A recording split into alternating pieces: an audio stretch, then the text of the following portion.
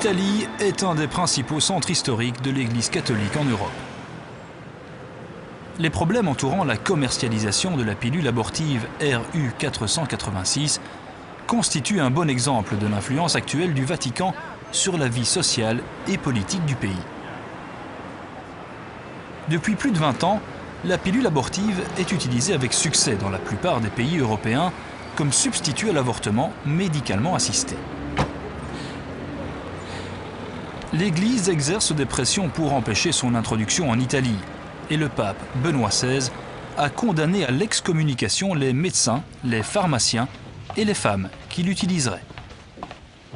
Mirella Paracchini, qui est gynécologue dans cet hôpital public, connaît bien la question.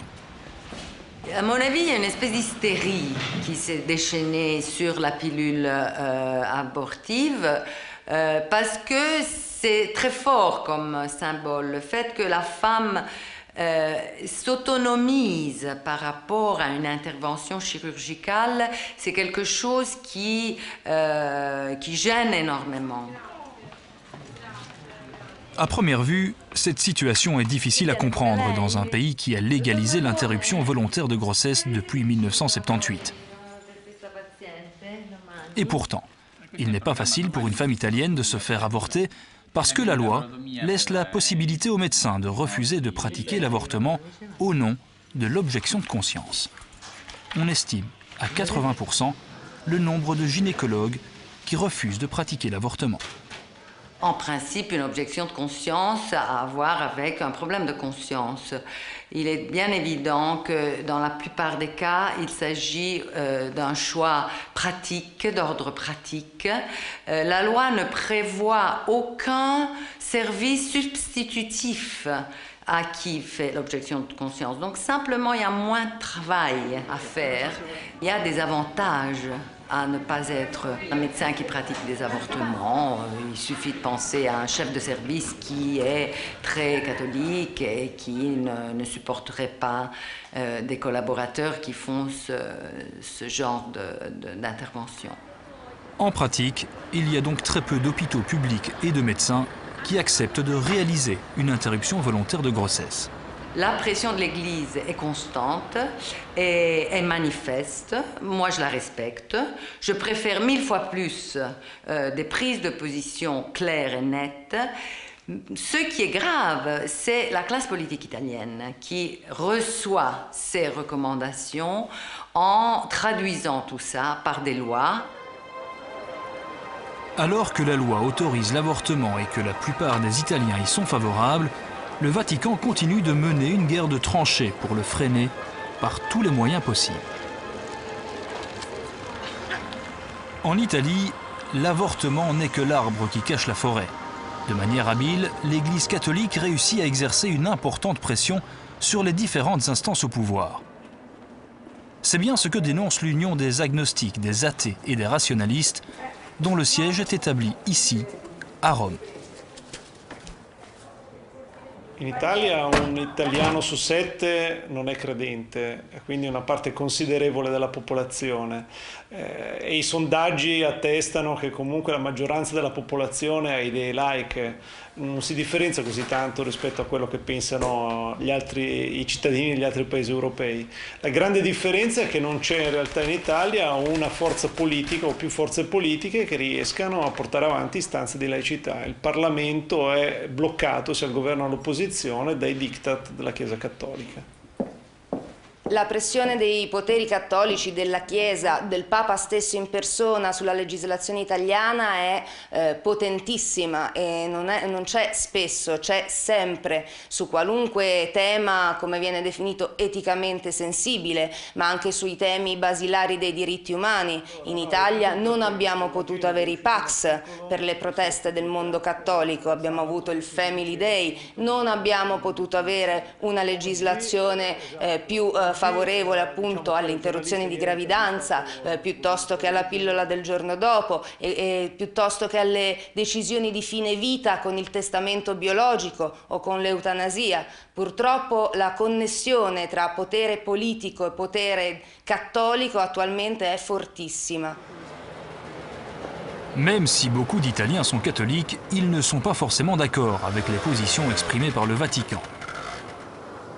Pourtant, les positions du Vatican s'imposent largement sur les questions éthiques. Ça suffit de voir un journal télévisé le soir où les seuls qui sont légitimés à parler à l'opinion publique, à des dizaines de millions de personnes chaque soir, c'est le pape et les cardinaux, sans contradictoire. Les politiques, ils peuvent se disputer entre eux, mais la position de l'éthique, c'est immédiatement reconduite à la position du Vatican. Les gens continuent à être d'accord à la légalisation de l'avortement contre l'avortement clandestin, comme sur l'euthanasie. La politique italienne est contre, parce que le Vatican est très bien organisé, mais les Italiens continuent à être en faveur de la légalisation de l'euthanasie. Donc, il y a un décalage très net entre le pouvoir médiatique et politique d'un côté et la démocratie et l'opinion publique de l'autre. On a de moins en moins une démocratie en état de droit. Ça peut paraître trop exagéré. Non, nous, quand il y a un décalage comme ça entre la volonté populaire et la pratique de la gestion du pouvoir, alors c'est un problème démocratique. Le Vatican continue donc de s'immiscer dans les affaires publiques italiennes. On peut ainsi considérer que la laïcité politique est mise à mal en Italie, et même au-delà. N'oubliez pas que l'Église catholique est une institution planétaire. Elle a donc une stratégie qui concerne toute la planète. Et pour ce qui est de l'Europe, l'Europe en ce moment est visée par l'Église catholique, par le Vatican, d'une façon particulière. Et l'Église catholique a essayé de faire passer des lois reconnaissant des droits, entre guillemets, aux religions. Alors, les religions n'ont pas de droits. Les droits appartiennent aux êtres humains. Bon, il y a les droits de l'homme, mais il n'y a pas le droit des religions. Bon, elle essaye de faire passer le droit des religions. Malheureusement, le traité de Lisbonne lui a reconnu des droits, dans un certain sens. Et ce que l'Église catholique vise en ce moment, parce que c'est des gros sous, c'est la subsidiarité. La subsidiarité, parce que cela veut dire là où l'État, le gouvernement aux différents niveaux, provinces, communes, n'arrive pas à fournir aux citoyens les services publics, moi, l'Église, je suis partout et je le ferai. Le Vatican développe ainsi une stratégie extrêmement pernicieuse afin de se positionner à la fois dans la vie sociale et dans le fonctionnement des États et de l'Union européenne.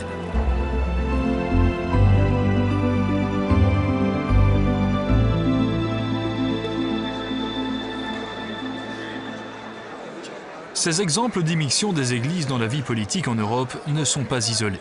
Il y en a beaucoup d'autres, notamment en matière de recherche scientifique, d'orientation sexuelle ou d'affichage de signes religieux.